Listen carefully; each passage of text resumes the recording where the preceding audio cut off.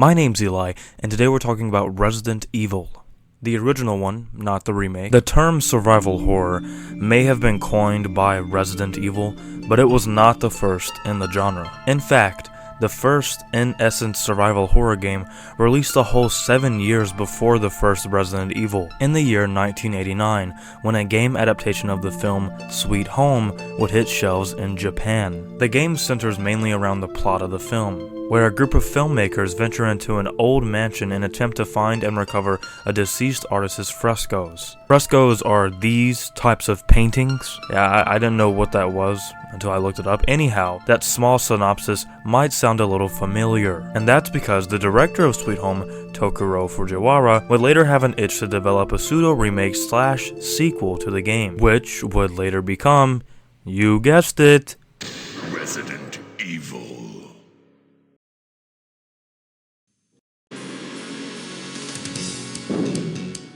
Chris Redfield.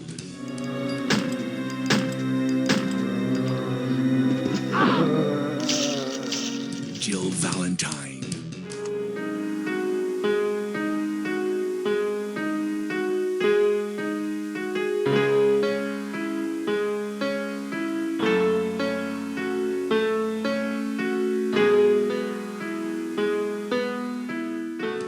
Mary Burton.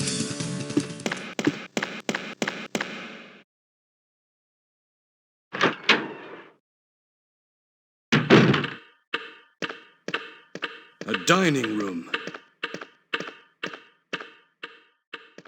Rebecca Chambers.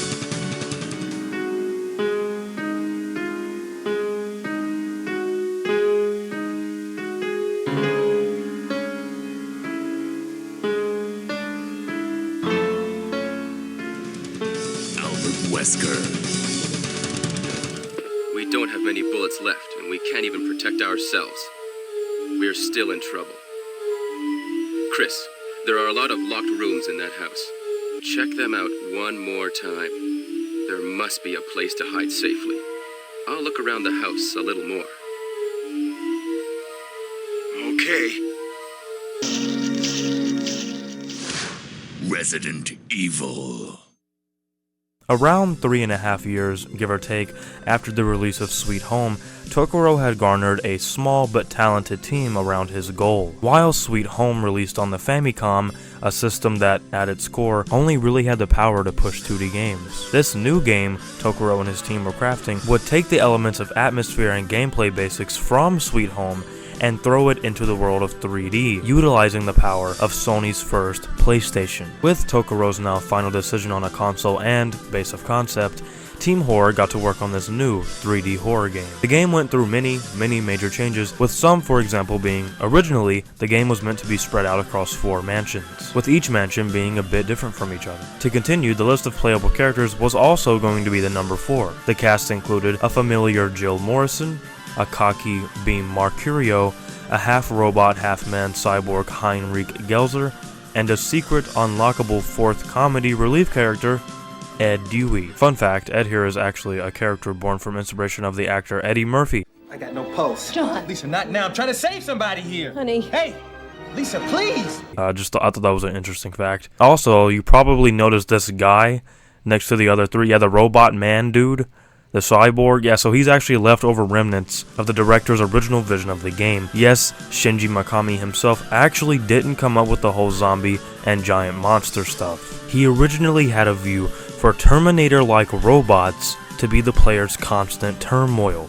Sounds interesting. The one responsible for the iconic signature of the flesh-eating meat puppets would go to a man named Kenichi Iwao, who looked at Shinji Mikami's Mega Man-inspired story and would decide to do away with it. Kenichi thought up just about everything when it came to characters and story stuff, with most of his ideas leaving a stain on the franchise, such as the differences in story depending on which character you would pick in the beginning of the game. While Shinji Mikami's ideas were being refurbished and his almost no storytelling being completely turned around, he still continued to be a driving force for the team. He was the director, so he did aid in just about every piece of the game, whether it would go on to be changed or not. The cast of characters, settings, story, gameplay, and mechanics that we all know today would all come to fruition around early 1995, while complete polishing, marketing, and tie-ups would take place over the next months, leading up to release on March 22nd, 1996. The game saw immediate praise, with consumers and critics praising almost every part of the game, excluding the dialogue.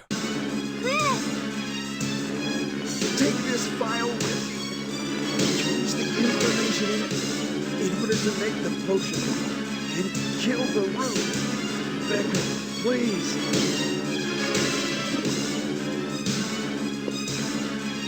Chris, don't die!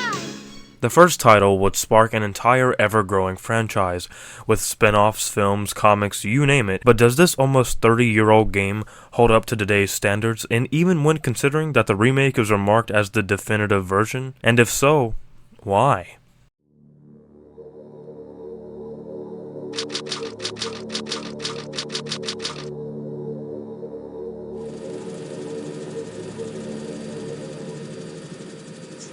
Alpha Team is flying around the forest zone situated in northwest Raccoon City, where we're searching for the helicopter of our compatriots Bravo Team, who disappeared during the middle of our mission. No, I haven't found it yet. This frightful night takes place on July 24th in the year 1998, when Alpha Team, belonging to a SWAT-like organization called Special Tactics and Rescue Service, or STARS for short, is sent into the Arklay Mountains to locate Bravo Team and continue their mission, who, just the day before, went dark after being sent to the same mountains to locate a base of operations tied to a number of deaths involving rabid dogs and cannibals. Alpha Team makes a landing and soon finds Bravo Team's chopper crash-landed, along with their pilot deceased. Upon their discovery, the recently mentioned rabid dogs show up and attack, ultimately mutilating and killing a member of their team, Joseph Frost. As a reaction to this, the rest of the team, excluding their pilot Vickers, who trots back to their chopper and abandons them, flee to the nearest place of interest, Spencer Mansion, a giant Gothic-topped building with intricate underground facilities, which hide a nasty secret.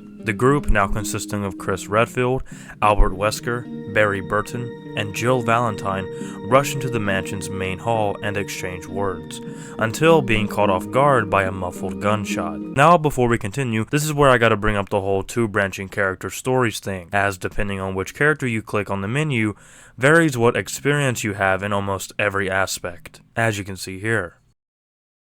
What is this? Wow, what a mansion!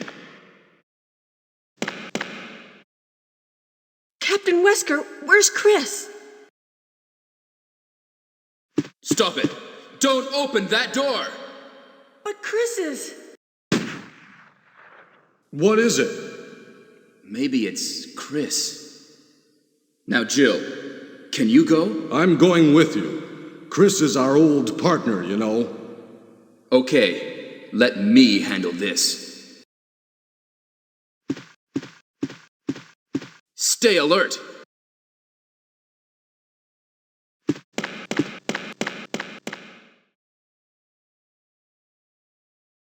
I don't know what happened. Barry! Where's Barry?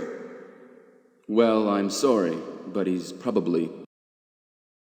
No. What is that? I'll go and check. Okay, Jill and I will stay in the hall in case of an emergency. Chris, take care.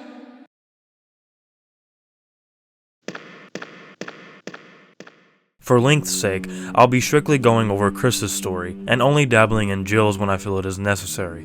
You got it? Okay, let's go check out that gunshot. Oh, and that is a zombie eating a member of Bravo Team. Chris returns to the main hall and is met with nobody. Over in Jill's story, this whole sequence takes place with Barry Burton, who is alongside Jill for a majority of the story. Anyhow, back to Chris. He finds Jill's sidearm on the ground and picks it up with suspicion as to why the two would just randomly up and disappear. With his partner's firearm, Chris explores the mansion, using key items and such to make his way to this room, where a member of Bravo Team is held up. Oh no! Sorry, I didn't mean to do that. You must be from the Bravo Team.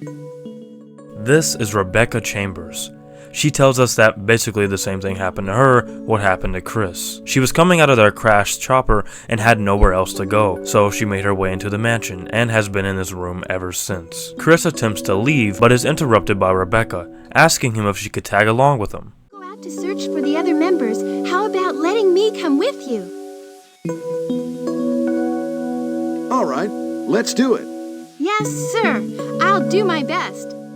Chris continues his search and finds this lion statue, in which he sticks a blue jewel he found moments earlier into its right eye, causing it to rotate and reveal a crest, which he takes. From here he stumbles upon this room, where a zombie breaks out of a closet. Chris takes out the zombie and picks up a diary. It tells about a keeper who slowly loses himself to a virus/infection while working here in the mansion, watching and taking care of some sort of beast or dogs. It ends with the keeper noting about his hunger. I wonder what happened to him. Chris makes his way to an outside area with a fountain, which has somehow grown these giant plant-like limbs out of its base. Chris pours a chemical into the fountain's watering machine, causing the limbs to wither. On the other side of this fountain is a key, which marks the second one Chris has found. We then cut to the bar room of the mansion, where Chris finds a sheet of music notes, but he can't make any use of it due to not being able to read music. Luckily, Rebecca can. She randomly enters the room and tells Chris to give her some time to learn the sheet. Chris follows through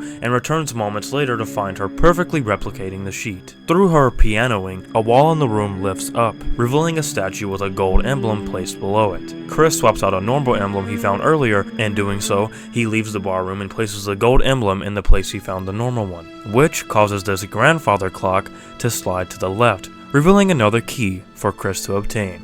He then finds this, a will from a researcher upstairs. In this will, we find out why all of these people have turned into meat-craving fanatics. The researcher states that there was an accident in the lab that let loose the virus that they were studying, inadvertently infecting and turning whoever came in contact with said virus. The researcher goes on to say he is infected and writes his last goodbye to his love Alma. Early within this will, the researcher also states that the reason he couldn't reach Alma before this note is because of a man, specifically a man with glasses. Interesting. That's very interesting. With that sad yet informational reading, Chris heads into this room, which I like to call the Crow Life to Death puzzle room. Chris flips an assortment of switches detailing on a series of art pieces depicting a person's full life, from being born to being mourned. The last switch grants Chris another crest. Speaking of the crest, he eventually finds two more, one being in this room with a floor vent gas trap system,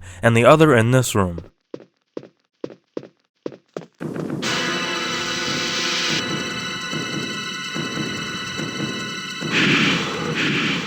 Yep, that's a giant snake. This beast's name is the Yawn. It attempts to take out Chris, but falls victim to his boulder-punching strength and knife stabs, causing it to slither away. Chris approaches the hole it left in to grab the last crest he needs. Chris then leaves the room and falls out on the floor due to poisoning from the snake. Chris! Am I poisoned? Damn it, give me serum. I'm sure the serum must be there. I'll be right back. We follow Rebecca as she sprints to the other side of the mansion and finds the serum in the room they originally met in. She takes it to him and Chris is A-OK now. Yeah. What happened? You were bitten by a poisonous snake. Are you okay? My head is killing me. I think you will be all right because I gave you a shot. But please be careful. You saved my life. I owe you one. After fighting the Yawn, Chris passes this member of Bravo team that I forgot to mention. His name is Richard. After visiting Richard again, Chris decides to kick back and enjoy a few minutes of solid— No, I'm just kidding. This is a Resident Evil game. Chris sticks all of those crests into this panel, unlocking this door, which ultimately leads to this waterfall and empty battery socket. Past this is a new place, called the guardhouse. Upon entering the guardhouse, Chris finds a filed report about a plant. This special plant was given a dose of that aforementioned virus, which we have a name for now. The T virus was inserted into plant 42, which was a somewhat specific and/or special type of plant because it was the only plant to quote-unquote succeed. This report also details where the plant gets its nutrition. The first way is through its root, which goes into the basement of the building, which is flooded due to an infected breaking a giant water tank. The second way is that the root in the basement has grown into a duct and up to the first floor ceiling, where vines have grown. Lastly, the report details the plant's smart behaviors along with the many fatalities it has caused. Chris then finds himself in this room, where he pushes these two cabinets out of the way, revealing a secret ladder that leads to a basement. From here, he makes his way to this giant room, which, like the Plant 42 report said, is flooded. Interestingly, a cutscene plays in this room when you're Jill to introduce this T-virus amplified predatory fish called Neptune. While in Chris's, you just walk right past it like it doesn't exist. Anyhow, he enters this room and flips a switch, causing the room to deflood. Then, right next to this switch is a button, which unlocks the room next door. In that room is a key for a dormitory, specifically this one, which has this file in it detailing on something called V-Jolt. Through a specific amount of certain chemicals/fluids and water, you can create this concoction, which is capable of killing the plant. Soon after Chris is done reading this file, he slips that red book mentioned a bit ago into this empty slot on the bookshelf, which reveals a secret door. Upon entering the door, we finally meet Plant 42. It greets Chris by grabbing him and holding him up in the air. Rebecca shows up randomly, again, and Chris gives her that file on V-Jolt, so she can potentially kill the plant using it. She leaves and enters a code into this door, unlocking it. Inside is a series of vials, fluids, and wall writing. She uses everything to her advantage and eventually makes V-Jolt. She takes it to the basement and pours it into the plant's roots, causing its death.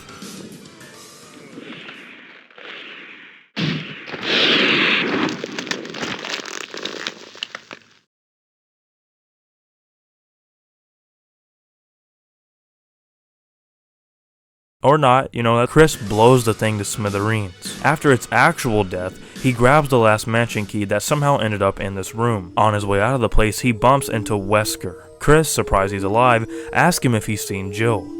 Where's Jill? Aren't you with Jill? I'm sorry. We were attacked by a strange monster. I lost track of her while we were scouting around. I hope she's okay. What should we do, Wesker? We have to complete this mission. Whether we escape or stay and look for Jill, we don't have many bullets left, and we can't even protect ourselves. We are still in trouble. Chris, there are a lot of locked rooms in that house. Check them out one more time. There must be a place to hide safely. Let's get going. Chris then heads back into the mansion, but is interrupted by one of these things.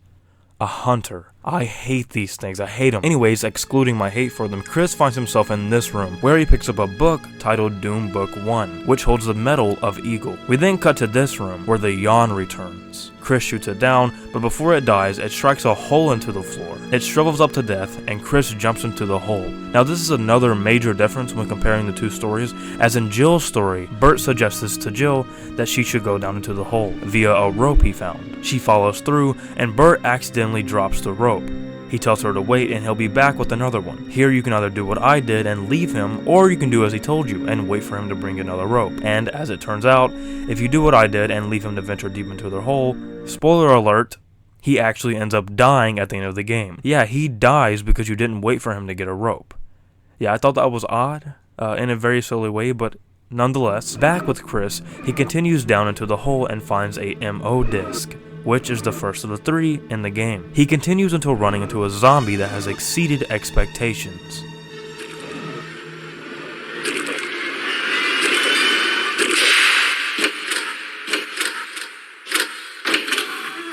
How was that possible? It answers to Chris's shotgun, and he finds himself back near the safe room he met Rebecca, where he finds her being threatened by a hunter. This hunter also answers to Chris's shotgun. Chris! Thank God you're safe. I'm sorry that you were worried about me. We are in great danger. We must organize a search for the others and get the hell out of here. Rebecca immediately agrees and the two split up. Chris goes back to that waterfall and inserts a battery he found into that battery socket, which powers up this elevator, where, upon taking it, Chris closes up the running water to stop the waterfall, allowing him to venture down into the caves. He finds himself meeting the last member of Bravo Team. Don't Don't come any closer, Chris. Wait, what happened? Double crosser! Don't! Hell. Umbrella. Wow, I wonder who could have shot him. I really wonder. Chris doesn't think twice about it and continues deeper into the caves until running into this giant spider. He shoots it down and uses a flamethrower to burn away webbing blocking this door. He ultimately gets to this room, where he pushes a statue over a pressure plate, allowing him to grab Doom Book 2, which has the wolf medal in it. He then finds himself sticking the 2 medals he's found from the Doom books into this fountain that reveals itself as an elevator that leads down into the Arklay laboratory. Now, Chris finds himself in the heart of everything.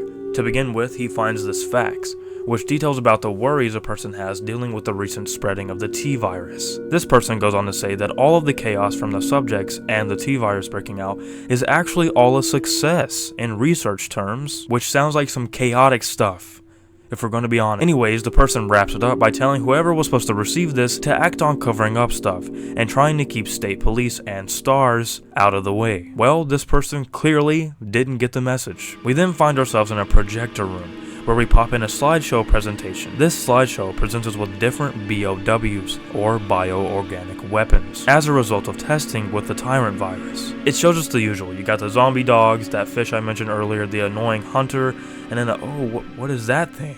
What is that? The next slide is a picture of staff, and oh, wow, what? Would you look at that? A man with glasses.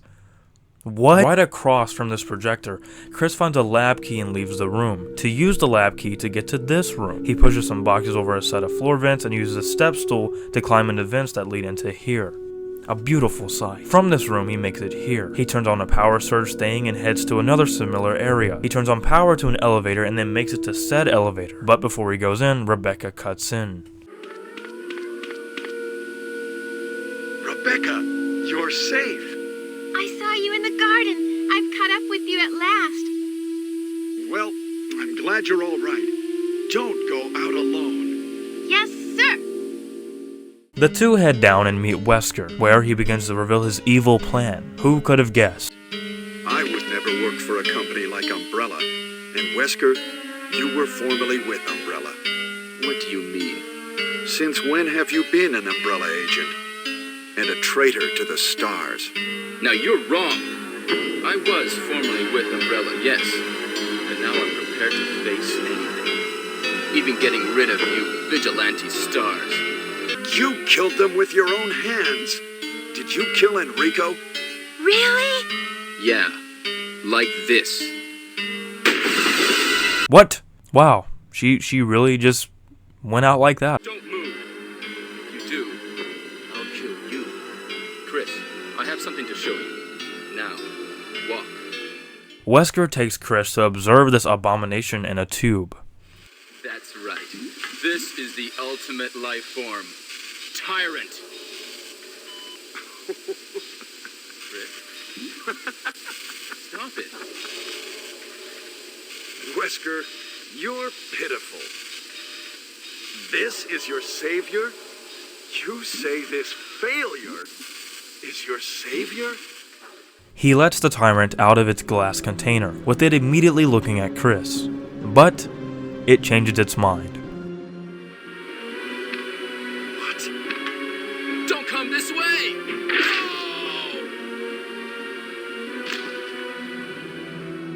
With Wesker dead, the Tyrant chases after the only other living thing in the room, Chris Redfield. Can't kill me. Chris uses his trusty shotgun to blow the ultimate life form to bits. He takes his victory and leaves the room, and well, what, she survived a bullet. Ha! It seems like this bulletproof jacket is pretty strong. I see. How about Captain Wesker? He is sleeping with the ultimate failure. The two go down in the elevator. Chris leaves the elevator in a hurry, but Rebecca stops him, telling him she found a file detailing that a majority of the work on the T-virus was found and researched right in the lab they stand in. She recommends they blow the place up. We're already into it over our heads. Rebecca, can you do it? Yes, sir. I'll set off a triggering system for a bomb. Okay. Now we have a chance to escape. See you outside the house. She leads with mind-blowing ambitiousness as Chris parts away from her. An alarm begins buzzing and he hurriedly makes his way to a door containing Jill. He unlocks it using multiple passcodes that were obtained via the MO disc and tells Jill to come on. They both head up to a helipad and hear a man speaking on their comms, presumably Vickers, telling them that this is the last call to whoever might be listening. Chris finds a battery nearby and plugs it into another one of those battery sockets, when Rebecca comes storming down the hall, telling them the bomb triggering device worked. Deep sounds are heard from down the hall, and Jill tells Chris to head up to the helipad, indicating that she and Rebecca can take whatever's coming. Chris listens, goes up, and lights a flare for Vickers. Upon doing so, Vickers realizes and readies the chopper for landing, but right before he can do so, the tyrant breaks through and Chris is forced to fight it once again. Of course, Chris wins, but not via shotgun, via rockets.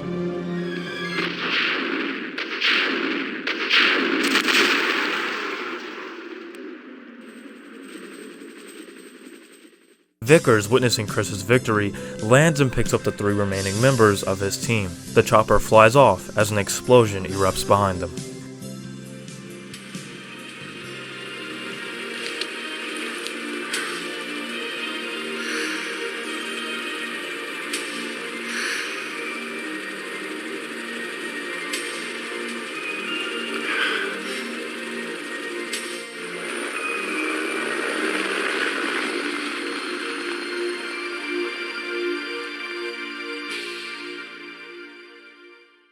That is the end to Resident Evil. Well, if you played Chris, that is, and saved Jill. Yeah, so the ending can change in many different ways. In Jill's playthrough, Rebecca is completely absent, not even having a name drop. Instead, the only other character you interact with positively goes to Barry Burton. I actually like Burt a lot. There's a twist when Wesker reveals his evil schemes, where Burt reveals himself to have been aiding Wesker the whole time, but not willingly. Wesker threatened him. I hear that his wife and 2 daughters will be in danger if he doesn't do everything I tell him to. As I mentioned before, the rope thing happens, and in my ending, in the scenario of not waiting for him to bring the rope, Burt will be waiting for Jill at this ladder, on his last breath. He hands Jill a picture of his family with a sad farewell written on the back, but if you do wait for the rope and also let him follow you when prompted with a question from him, he simply replaces Rebecca in the ending cutscene. Also, Rebecca has nothing to do with the explosion in Jill's story, because she doesn't exist. Instead, the explosion timer just randomly triggers if you meet the right requirements for it to happen. Yeah, so that's the story. The branching narratives and different endings really make the game a unique experience depending on what you do. Also, it adds to replayability as well. The only nitpick here is most definitely the dialogue. Even when taking into consideration that the game was released in 1996, the dialogue is still really stale. But I'd argue that in some cases it adds to the charm. This way! Oh, Barry! That was too close. You were almost a Jill sandwich. The story would mainly be the work of Kenichi Iwao, although a second writer, Yasuyuki Saga, would pitch in here and there, aiding Kenichi. The two worked on both scripting and plot, with those random notes scattered all over the game being a big focus for the two, with one note in particular that would go on to be cut, would tell of the demise of George, Jessica, and Lisa Trevor, as well as the introduction of the character Oswald E. Spencer, who we will talk about in a future video. Before we move on to the next chapter, I'd like to say that this story portion is mainly my story experience of the game, and that usually every playthrough is different. With that knowledge, I have linked a video in the description made by Belquito Fuerte that outlines literally every single different outcome in every single situation. I'd highly recommend the video if you want to find out more about alternative scenes, endings, etc. With that being said, enjoy the rest of the video.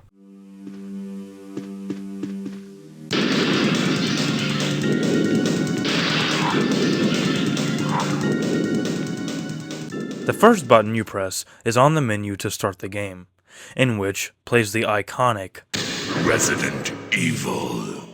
Whereafter, you are presented with two characters to choose from, Jill Valentine or Chris Redfield. As I said in the last chapter, depending on who you choose will alter the course of the game, but rest assured, there aren't as many differences in gameplay as there are in story. Upon choosing your character, and after this live-action opening cutscene, you are thrown into the mansion. In this behemoth of a home, zombies, puzzles, and story-driven conflicts will shrive you into not wanting to put the controller down. Speaking of controllers, tank controls are the choice of movement here. Although early in development, the team were opting out for a first-person experience. As we know, it wouldn't make the cut. But that's good, as I am on the side of people that think tank controls add to the constant feeling of anxiety and fear, even though I would easily prefer a third-person or even first-person scheme over tank controls. In the beginning of the game, you're going to get introduced to your first crest. These crests are to be collected and inserted into this door, allowing for further exploration into a new area. But let's not get ahead of ourselves. Before even shooting our first bullet, we're introduced to the first zombie. This game really implants itself in the do what you want mentality, as almost every enemy can be either run by or shot down by the player, with most players choosing the more popular running around strategy. While it is faster and saves tons of resources, taking care of every enemy you see is also very enticing, even if you are going to be scraping for bullets at the end of a playthrough. While scraping for bullets, you'll end up finding the weapons that you'll be putting the ammo into. The very first weapons include the Beretta handgun and a knife. Do not underestimate the knife's potential. In the right hands, this weapon can take down boss fights. The handgun is a go-to, especially when you've got the ammo, but the shotgun is most definitely the best weapon early game. Unless we're including the bazooka, which can only be obtained in Joe's playthrough, and is found near Spayer's body outside on the balcony. Although it is best to save this weapon for the more difficult and or annoying encounters. While going around and running past zombies, you'll more than likely make a mishap and get bit. That's where the different healing items come into play. I love the herb system a lot, especially the whole mixing stuff. So there's 3 different types of herbs.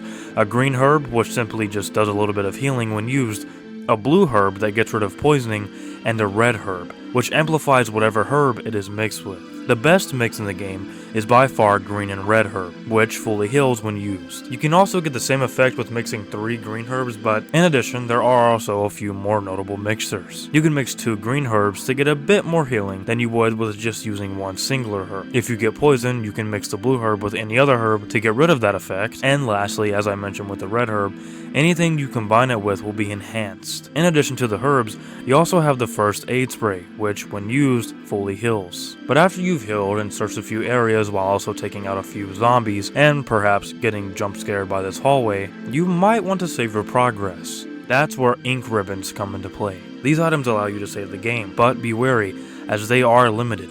The ink ribbon system makes the game much more tense. When running around for an hour after beating a boss and suddenly realizing you haven't saved, it gets your heart going. It really puts the word survival in survival horror. Also, since this is a survival horror game, there is no shortage of puzzles. The mansion alone has the most puzzles in the game, with most being pretty simple, yet not mind-numbingly boring. The best puzzle in the mansion is, without a doubt, this one. I explained it in the last chapter, but I'll do it again. As I said before, I call this room the Crow Life to Death Puzzle Room, because it's just that. The player has to flip an assortment of switches detailing a man's life. If you fail to flip the switches in the correct order, the crows in the room will start going nuts and attack you, forcing you to leave the room and reset the puzzle. Upon doing it correctly, you're granted a crest. This is only one of the 4 you need, as 2 more are acquired via simple puzzles, and the last one being acquired via boss fight trigger. This boss fight, when either defeated or ran around, yes, you can run around and ignore the giant snake, grants you the 4th crest. Once you leave the boss fight room, this is where the whole branch story stuff comes back into play. So, during the boss, once you're struck by the yawn, it causes poison. And once you leave this room with said poison, your character will fall out. If you're playing as Jill, all that happens is that Barry picks you up and takes you to a safe room on the other side of the mansion. If you're playing as Chris, as you know, once you fall out, you take control of Rebecca, with the task of retrieving a serum. I thought this was pretty cool. Not only was it a curveball, but it also made Rebecca feel more refined as a character because we were playing as her. There is a time limit on this little section, and failing to make it to Chris in time with the serum will cause Chris's death, which results in a game over. Making it to him with the serum in time grants the player control of Chris once more. From here, you're going to more than likely make your way to this door, in which those 4 crests will be placed into. Upon doing so, you enter a shed which leads here. A variety of herbs and services are introduced, along with this flooded pathway. A crank, which can be found in the shed, is placed into this hole, which after being cranked, causes water to flow, allowing the player to cross over to the other side of the pathway. On the other side, a bunch of snakes fall down into the ground from trees. I like this, but I don't know why. I guess it's just a way to keep you on your feet at all times. Down this lift are a bit more services, a hole intended for a battery, and a waterfall, which is blocking something. Continuing further is the discovery of the first new area, the guardhouse. In the guardhouse, you'll find an assortment of things, from a plant limb grabbing your neck to giant spiders surrounding a pool table intended to be a clock. We'll get to that. Through continued searching, you'll find yourself uncovering this hidden ladder, which leads underground to this flooded basement. These waters are inhabited by a group of T-virus enhanced fish called Neptunes. It's best just to run past them. A nearby control room allows the draining of all the water, and right next to it is a room with the key to dorm 003. In the guardhouse are a variety of dorm rooms, with the first dorm room having the control room key in it, and the second one having this secret basement entrance. The third holds a set of files detailing on how to destroy the next and upcoming boss, Plant 42. In Jill's story, you can use that previously mentioned pool table as an answer for this keypad to get into this room to make the V-Jolt. This pool table clock puzzle can be very confusing, as you basically have to imagine a slanted clock on the surface of the pool table, and depending on what character you're playing as, the clock's time will be the code for the keypad. I got extremely lucky, as I couldn't understand what to do, so in a moment of confusion, I clicked random numbers on the keypad and voila!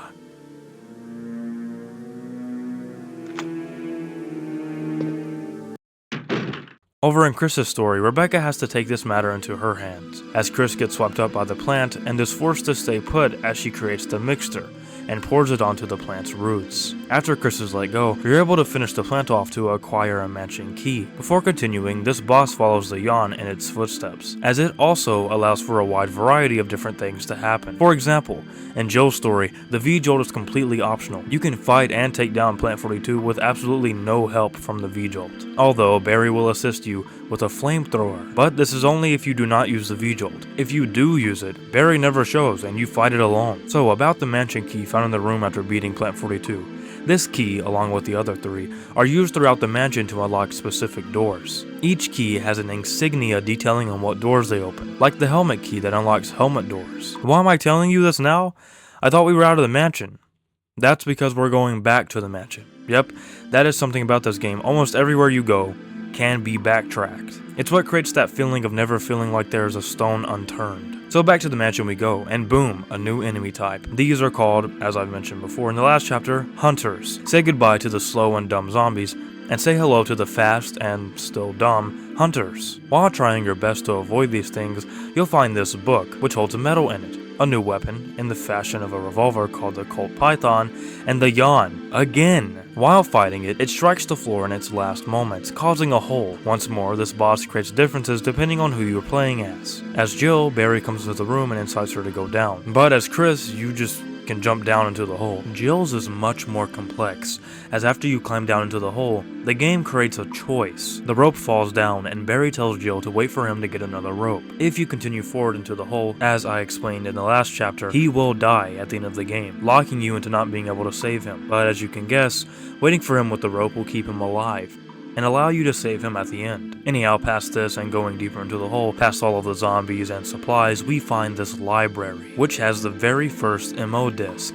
These discs are used to save the opposing character that you didn't choose at the beginning of the game. So for Jill, you'd be saving Chris, and vice versa. There are 3 in total, which we will get to. Headed back into the main part of the mansion as Chris, you will be tasked with saving Rebecca from a hunter. Depending on certain things and stuff will alter on where she's attacked by the hunter, and she can actually die here. I was very caught off by this discovery. So let's just say we save her, okay? Okay. So after saving her, as Chris, in the hole was a battery, which we plop into the socket, which powers the lift right by it, allowing us to use that crank from earlier and stop water flowing. That causes the waterfall to stop falling and allows us to venture into the new 3rd area, the caves.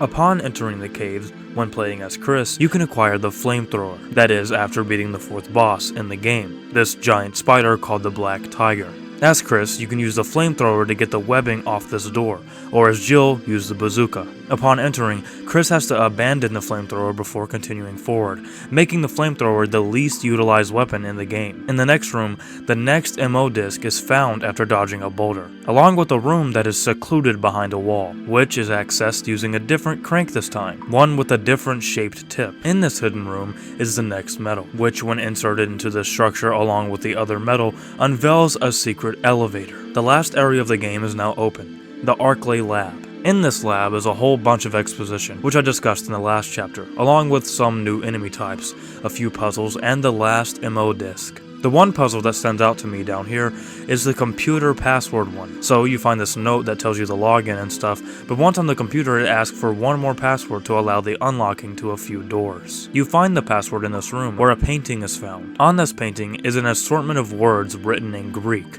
which when using a blue light in the room, translates the words in English. Through using a discrete code on the note we found, you can use the placement of lettering on the painting to find the password MOLE, mole. Inserting the password grants access to unlocking doors needed to progress in the game. But before we go, we'll be going around the lab and using those previously mentioned MO disc to acquire passwords that will later be used to save either Jill or Chris. Progressing further leads to this place, which I'll just call the generator room. In this generator room is my favorite enemy type in the game, the Chimera. The designs are just really cool, okay? I'm hoping to see them in the new RE game. Capcom, please. Turning on the generator gives power to this elevator, which leads to Wesker, who, when playing as Chris, shoots Rebecca, or something along those lines, and then shows us the T-002 Tyrant. Wesker praises the lab experiment, and it betrays him. This boss wasn't hard at all, so we leave and get Chris or Jill and head for the helicopter pad. A timer starts, which happens differently depending on who you're playing as. Before the helicopter is able to land, as you probably know, the T-002 Tyrant re-emerges, and we blow him to smithereens using a rocket launcher.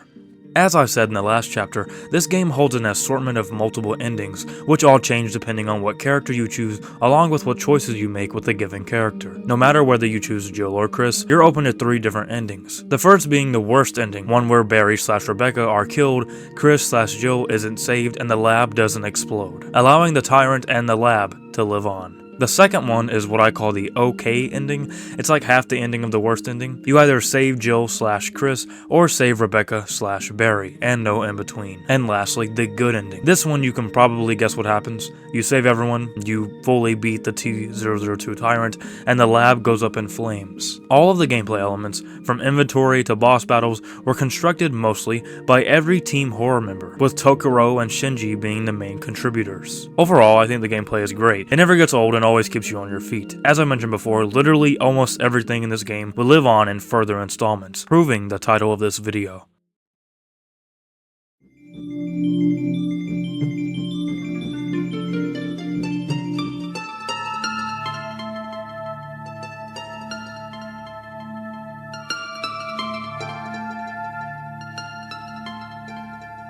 The story and gameplay of a game can be top-notch, but if the setting your character or characters are roaming around in equals up to nothing, then the game will fall flat.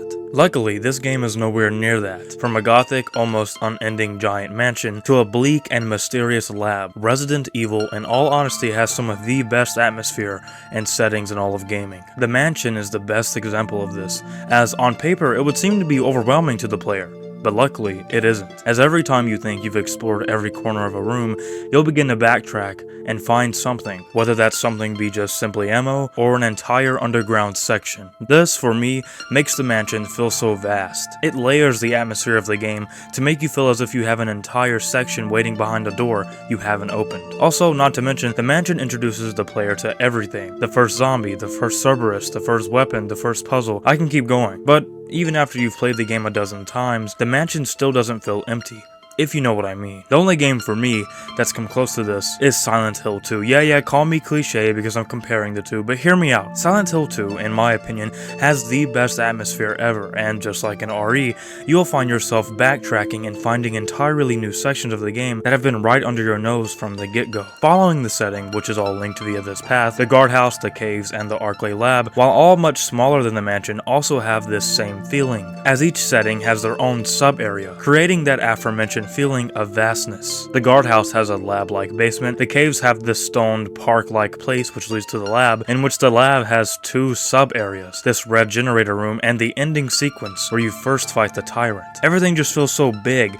and for a game released on the first PlayStation, this is top-notch. All credit for the settings of the game would surprisingly not go to either Shinji or Tokoro, rather to a man named Koji Oda, who focused work on the Super NES version of the title, who would go on to make the big decision to switch settings from a more supernatural, hellish setting to what we know today.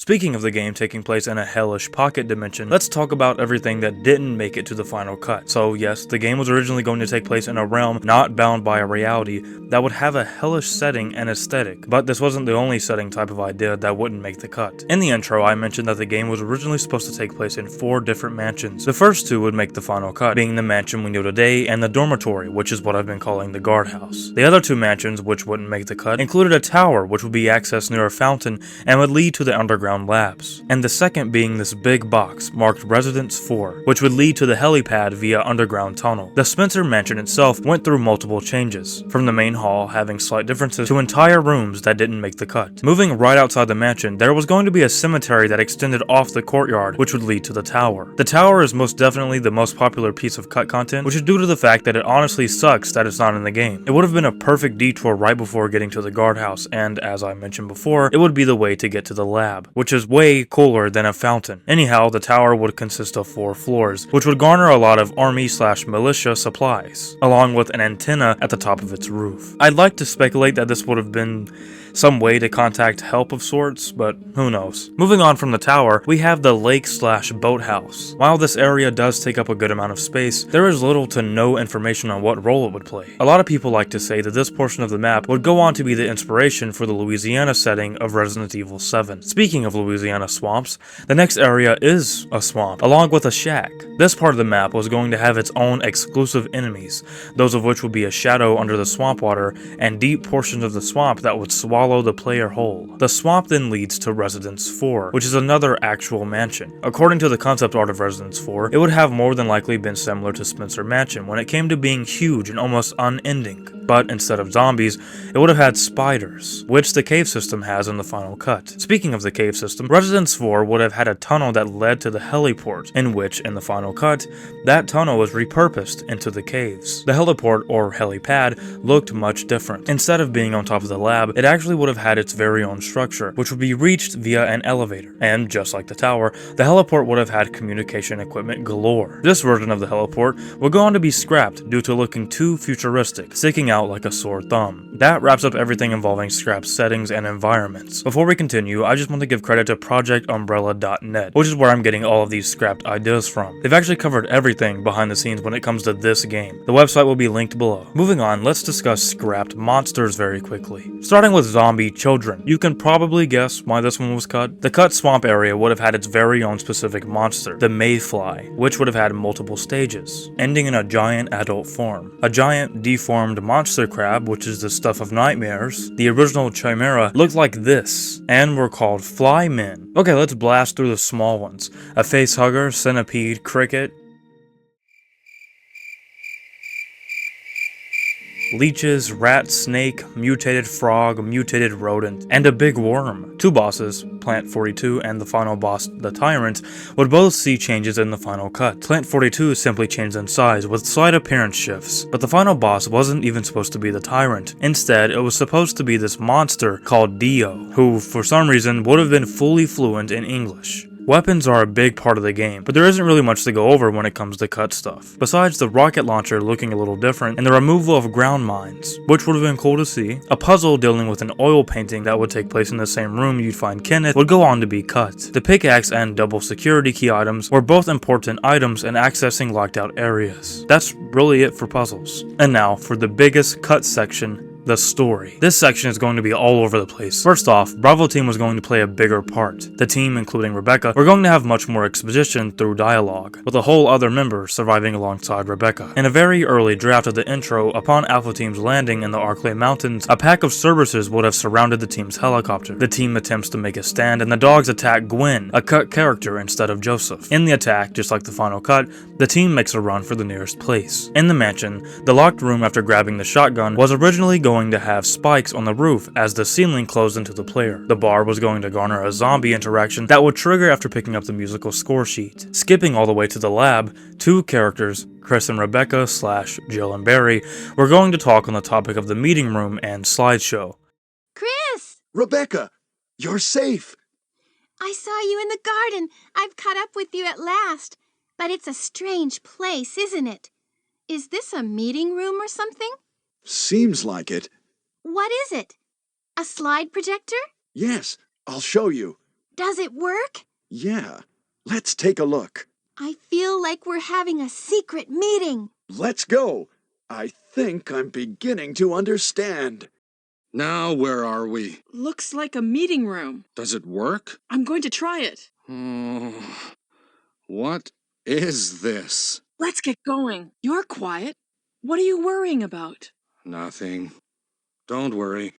In the lab specifically, Chris and Rebecca were going to be tagged along a lot more. In the operation room, Chris would request Rebecca's help in climbing through multiple vents to obtain the key for the generator room. Also, since Rebecca is able to die in the game, if she did, the generator room would have been completely inaccessible. In the room where Wesker introduces Chris to the Tyrant, Wesker was going to offer Chris a sample of the T-virus, promising him that it would give him an invincible body. Of course, Chris would deny it. Cutting to the Tyrant boss fight, the Rocket's 4 rockets would originally be required to finish off the Tyrant. If failing to do so, the Tyrant would live, and in the original game, if it does live, it's seen standing and looking out into the woods, whereas originally, it would have been directly in front of the mansion. There was a cut ending where, if the timer ran out before you were able to get to the Tyrant boss fight, the player would be engulfed in flames, ending the game. I coined this as the fire ending. I know, it's innovative. Now, let's go over random cut stuff.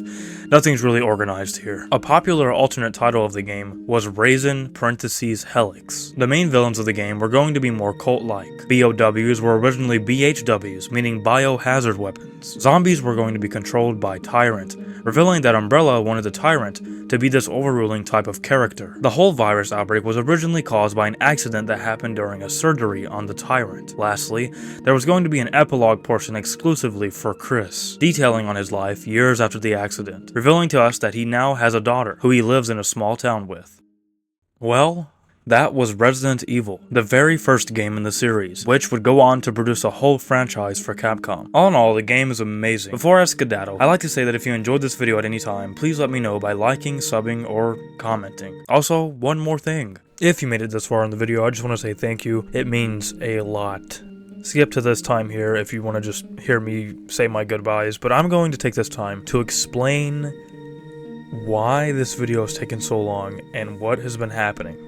I know I talked about it a little bit in the beginning. I haven't uploaded a true actual video in a year, and a few weeks. But the SH2 video was the last actual serious video I uploaded, which was a year and something ago, which is insane to me, because it feels almost just like yesterday I made that video. I did say in the beginning of the video about me moving and stuff, that did happen, and that is one of the reasons why. But I also think it was because of burnout. But I still enjoy it. It's just a lot. It's hard to do it when there's a lot on my mind, because I just moved out of my parents' house. I haven't said this, but I have moved out of my parents' house, and now I'm being, an adult for the first time in my life. It's a lot.